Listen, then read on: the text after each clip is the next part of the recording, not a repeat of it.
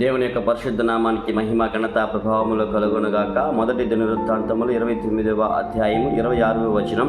యెషయి కుమారుడైన దావీదు ఇజ్రాయేల్ అందరి మీద రాజయ్యుండెను. చిన్న ప్రార్థన. పరిశుద్ధ ప్రేమగల తండ్రి, వాక్యాన్ని మాకందరికీ బోధించమని యేసు నామములో అడుగుచున్నాను తండ్రి.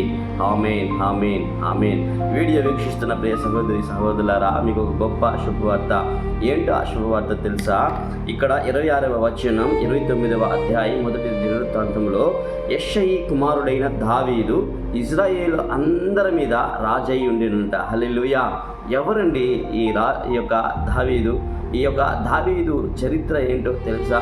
ఈ దావీదు చిన్న వయసులోనే తల్లిదండ్రుల చేత వెలివేయబడి గొర్రెలకు కాపరిగా ఉన్నటువంటి ఒక వ్యక్తి, అన్నదమ్ముల చేత ఎన్నిక చేయబడలేనటువంటి ఒక వ్యక్తిగా దావీదును మనం బైబిల్ గ్రంథంలో చూస్తున్నాం.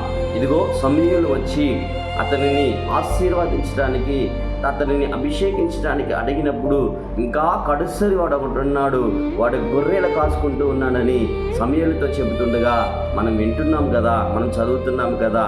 నిజంగా చివరి వాడైనటువంటి దావీదు, ఎన్నిక లేనటువంటి దావీదు, ఎవరి చేత ఎన్నబడినటువంటి దావీదు గొర్రెల దొడ్డిలో గొర్రెలు కాసుకుంటూ ఉంటుండగా ఆత్మదేవుడు సమూయేలు ప్రవక్తతో వెళ్ళి అతనిని అభిషేకించన్నప్పుడు నిజంగానే సమూయేలు ప్రవక్త దావీదును అభిషేకించలేదా కదా?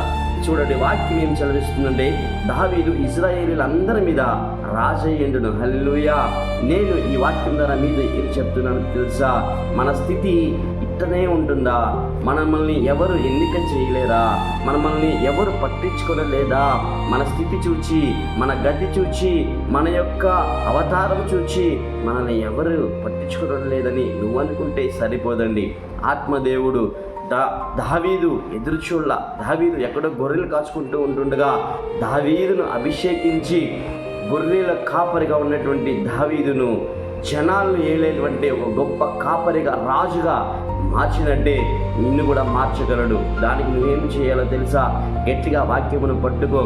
దావీదును రాజుగా మార్చినట్టు ఎన్నిక లేని వాడిని, ఎవరు ఎన్నలగనటువంటి దావీదును గొర్రెల కాపరిగా ఉన్నట్టు ఎండలో పడి కష్టపడుతున్నటువంటి, ఎండలో ఆ యొక్క గొర్రెలను కాచుకుంటున్నటువంటి ఆ యొక్క దావీదును రాజుగా చేసినట్టే నా దేవుడు నిన్ను కూడా గొప్ప మనిషినిగా, గొప్ప మాదిరిగా చేయగలని నేను విశ్వసిస్తున్నాను. నువ్వు విశ్వసించినట్లయితే లేచి ఆయన పాదములను పట్టుకో. ప్రభువా, దావీదును అభిషేకించినట్టే నన్ను అభిషేకించి ప్రభువా, ఆయన క్రియలు నాలో ఉంచు పని ఆయన పాదములు పట్టుకున్నట్లయితే ఆత్మదేవుడు నిన్ను కూడా ఆ విధంగా మార్చి నిన్ను అలాగ చూసేటువంటి, నిన్ను గొప్ప మాదిరిగా చేసేటువంటి దేవుడు ఆ విధంగా నిన్ను చేయనుగాక.